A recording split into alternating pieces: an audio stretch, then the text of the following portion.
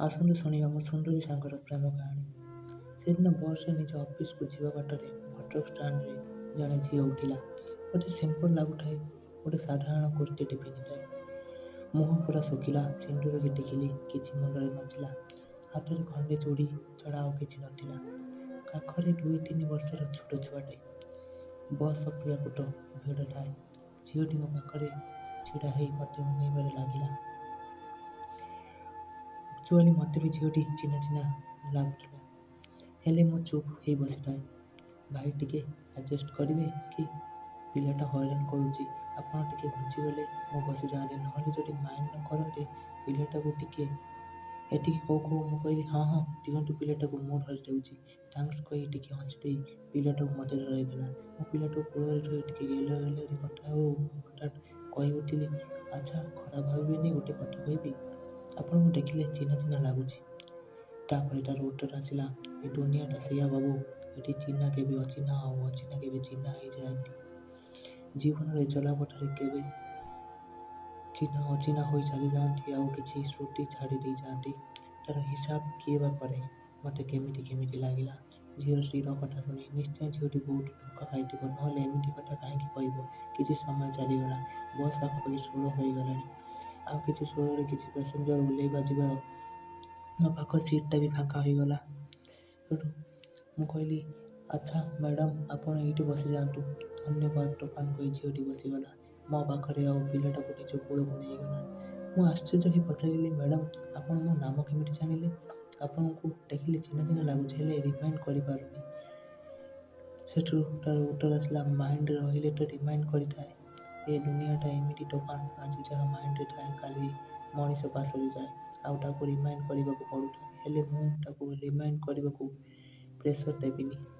ଜୀବନରେ ଯିଏ ରିମାଇଣ୍ଡ କରିବା କଥା ତ ସିଏ ଚାଲିଗଲା। ମୋତେ ଖରାପ ଲାଗୁଥାଏ। ଝିଅଟିକୁ ଚିହ୍ନିଥିଲେ ବି ନାମଟା ମନେ ପଡ଼ୁନଥିବାରୁ ମୁଁ ନୀରବରେ ବସି ରହିଲି। ହଠାତ୍ ଝିଅଟି କହି ଉଠିଲା, ଏତେ ଟେନସନ୍ କାହିଁକି ନେଉଛୁ ତୋଫାନ? ଆରେ ମୁଁ ପରୀ, ତୋ ପିଲାଦିନର ସାଙ୍ଗ। ଏତେ ଦିନ ଯାଏ ସାଥି ହୋଇ ପାଠ ପଢ଼ିଲେ, ତାପରେ ବି ଭୁଲିଗଲୁ ନାଇଁ? ମୁଁ କହିଲି, ଆରେ ପରୀ ତୁ? ହେଲେ ତୋର ସେ ଚେହେରା, ଏ ଚେହେରାରେ ଆକାଶ ପାତାଳ ତଫାତ। ସେଠୁ ତାର ଉତ୍ତର ଆସିଲା, ହଁ ତୋଫାନ, ମଣିଷ ଯେତେବେଳେ ଭାଗ୍ୟ ବଦଳି ଯାଉଛି, ମଣିଷର ଜୀବନର ଯେବେ ଗତିପଥ ବଦଳି ଯାଉଛି, ତାହେଲେ ଏ ଚେହେରା କଥା କିଏ ପଚାରେ କହୁନୁ? ଜୀବନର ଜୁଆରରେ ବଠାରେ ମଣିଷ ଯେବେ ହାର ମାନିନିଏ, ସେତେବେଳେ ଚେହେରା ସହ ତାର କ'ଣ ମତଲବ ଥାଏ? ମୁଁ ଅବାକ୍ ହେଇ ଚାହିଁ ରହିଥିଲି ପରୀକୁ। ଇଏ ସେଇ ପରୀ ଯିଏ ଦିନେ କଲେଜରେ ମିସ୍ କୁଇନ୍ ହୋଇଥିଲା। ଏବେ ସୁନ୍ଦରୀ ଥିଲା ଯିଏ ବି ଦେଖୁଥିଲା ଘଡ଼ିଏ ଚାହିଁ ରହୁଥିଲା। କେତେ ଜଣ ଯେ ତାଙ୍କର ପଛରେ ପଡ଼ିଥିଲେ ତା ହିସାବ ନାହିଁ। ସେଠୁ ହଠାତ୍ ସେ କହିଲା, ଏ ତୋଫାନ, କେଉଁ ଦୁନିଆରେ ହଜିଗଲୁ? ଆରେ ତୋ ସେଟ୍‌କଲ୍ ଆସିଗଲା, ଓହ୍ଲେଇବୁନି କି? ମୋ ନମ୍ବର ରଖ, କେବେ ଯଦି ଏ ଅକିଞ୍ଚନ ପରୀ ତୋର କିଛି ସେବାରେ ଆସିପାରିଲା। ମୁଁ ବସ୍‌ରେ ଓହ୍ଲେଇବା ପୂର୍ବରୁ ମୋ ହାତରେ ଛୋଟ କାଗଜ ଟୁକୁରାଟେ ନମ୍ବରଟା ଧରିଦେଲା। ଅଫିସ୍ ପହଞ୍ଚିଲି, ହେଲେ କାମରେ ମନ ଲାଗୁନଥିଲା। ପରୀ ସିନା ନମ୍ବରଟା ଦେଇଦେଲା, ହେଲେ ମୋର ତାକୁ ଫୋନ୍ ଲଗାଇବାର ଆନ୍ତରିକ ସାହସ ଆସୁନଥିଲା। ଇଏ ସେଇ ପରୀ ଥିଲା, ଯାହାର ଫୋନ୍ ନମ୍ବର ନେବା ପାଇଁ ଟୋକାମାନେ ପାଗଳ ହେଉଥିଲେ। ଏପରିକି କେତେ ଜଣ ଫୋନ୍ ନମ୍ବର ମାଗିଲେ ମୋ ବାପାଙ୍କ ଠାରୁ ନେଇଆସିବୁ ବୋଲି ତାଚ୍ଛଲ୍ୟ କରି କହିଦେଇ ଚାଲିଯାଏ ପରୀ ପୂର୍ବରୁ। ହେଲେ ୟା ଭିତରେ 7 ବର୍ଷ ବିତିଗଲାଣି, ଆଉ ପରୀ ସହ ଦେଖା ହେଇନି। ଫୋନ୍ ନମ୍ବର ମାଗିବା ପାଇଁ ସେତେବେଳେ ସାହସ ବି ହେଉନଥିଲା, କିନ୍ତୁ ଆଜି ସେ ତାହା ଆଡ଼ୁ ମୋତେ ନମ୍ବର ଦେଲା। ଏ ସେଇ ପରୀ, ଯାହାକୁ ଯେ କେହି ଦେଖିବ ଭଲ ପାଇଯିବ।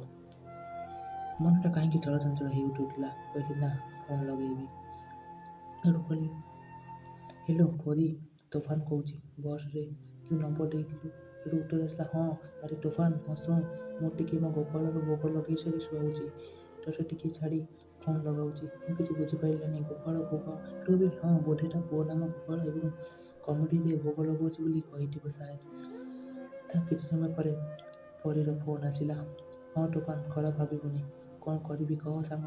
ମୋର ଏଇ ଗୋପାଳ ଏତେ ଦୁଷ୍ଟ ହେଉଛି ଯେ ନ କହିବା ଭଲ। ସକାଳଠୁ ରାତି ଯାଏ ମୁଁ ଆଉ ମୋ ପୁଅ ତାରି ପଛରେ ତ ଲାଗିଛୁ। ସେଠୁ ମୁଁ କହିଲି, ତୁ ଆଉ ତୋ ପୁଅ ମାନେ? ଗୋପାଳ? ସେଠୁ କହିଲା, ଆରେ ଗୋପାଳ ତ ମୋ ଜୀବନ, ମୋ ଧନ, ମୋ ରଙ୍କୁଣୀ, ମୋ କାହ୍ନା, ମୋର ସବୁକିଛି। ମୁଁ କହିଲି, ପରୀ ତୁ କ'ଣ ଭାଗ୍ୟହୀନ ଗୋପାଳୀ କହୁଛୁ? ମୁଁ କିଛି ବୁଝିପାରୁନି। ସେଠୁ ତାର ଉତ୍ତର ଆସିଲା, ହଉ ଶୁଣ ତୋଫାନ, ମୁଁ ଏଇ କ୍ଷୀରଚୋରା ଗୋପୀନାଥ ମନ୍ଦିରରେ ସେବିକା ଭାବରେ ଅଛି। ଏଇ ମନ୍ଦିର ବେଢ଼ା ପାଖରେ ଗୋଟେ ଛୋଟ ଘର ଭଡ଼ା ନେଇ ରହୁଛି। ତୁ ଯେବେ ଫ୍ରି ହେବୁ ଆସିବୁ। ମନଟା ମୋର କେମିତି ଜଳି ଉଠିଲା। ତାପରେ କ'ଣ ହେଲା ଜାଣିବା ନେକ୍ସଟ ଭିଡ଼ିଓରେ।